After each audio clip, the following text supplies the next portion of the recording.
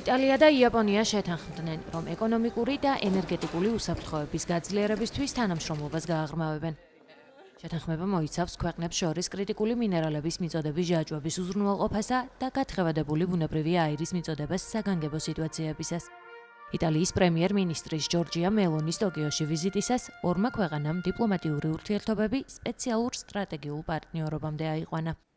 იაპონიის პრემიერ-მინისტრმა სანაე ტაკაიჩიმ იტალიელ კოლეგასთან შეხვედრის შემდეგ განაცხადა, რომ ეს ინიციატივები დროის მოთხოვნებთან შესაბამისი თანამშრომლობაა და რომ იგი სიმბოლურად გამოხატავს იაპონიასა და იტალიას შორის ურთიერთობების გაღრმავებას არსებული საერთაშორისო ვითარების ფონზე.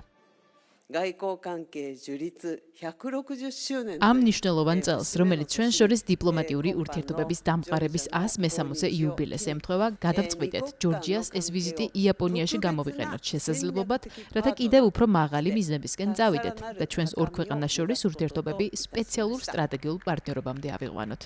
ეკონომიკური უსაფრთხოების კონტექსტში, იმ ფონზე, როცა საერთაშორისო საზოგადოებაში კრიტიკული მინერალების ექსპორტზე შეზღუდვებთან დაკავშირებით შეშფოთება იზრდება, ჯორჯია და მე სრულად შევთანხმდით, რომ ერთნაირი ხედვის მქონე ქვეყნებისთვის მრავალ ინდუსტრიაში გამოყენებადი კრიტიკული მინერალების მიწოდების ჯაჭვების გასაძლიერებლად თანამშრომლობა გადაუდებელი აუცილებლობაა.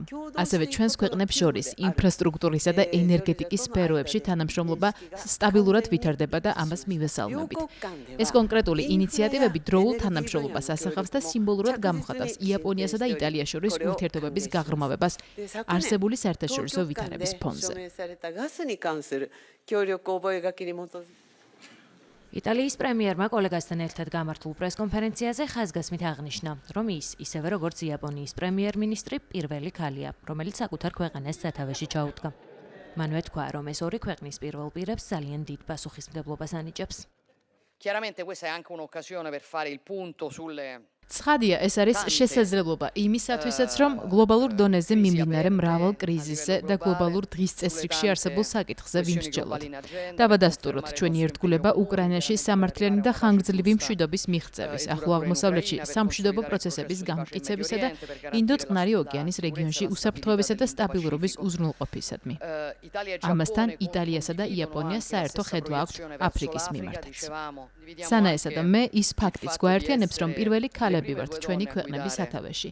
ეს რა თქმა უნდა დიდი პატივია ჩვენთვის, მაგრამ უპირველეს ყოვლისა დიდი პასუხისმგებლობაა. ვფიქრობ, ამ პასუხისმგებლობის ღირსეულად დარება შეგვიძლია იმ მიდგომის გამოყენებით, რომელიც იაპონურ კულტურაში ერთი სიტყვითაა გადმოცემული. ეს ჩემთვის ძალიან საინტერესოა. გამბარო, ეს მხოლოდ საკუთარი მაქსიმუმის გაკეთებას არ ნიშნავს. ნიშნავს იმაზე მეტის გაკეთებას, ვიდრე შეგიძლია. მუდმივად სწრაფვას, საზღვრების გადალახვისკენ და უკვე მიღწეულით არასდროს დაკმაყოფილებას. ეს არის სწორი მიდგომა ჩვენი ხალხებისა და ერებისთვის სიკეთის მოსატანად. დიდი ერებისთვის, რომლებიც დიდი ისტორიების მემკვიდრეები არიან და რომელთაც კვლავ შეუძლიათ გახდნენ დიდი ისტორიების მთავარი გმირები. იტალია ბოლო წლებში ინდო-წყნარი ოკეანის რეგიონის მიმართ მზარდ ინტერესს იჩენს.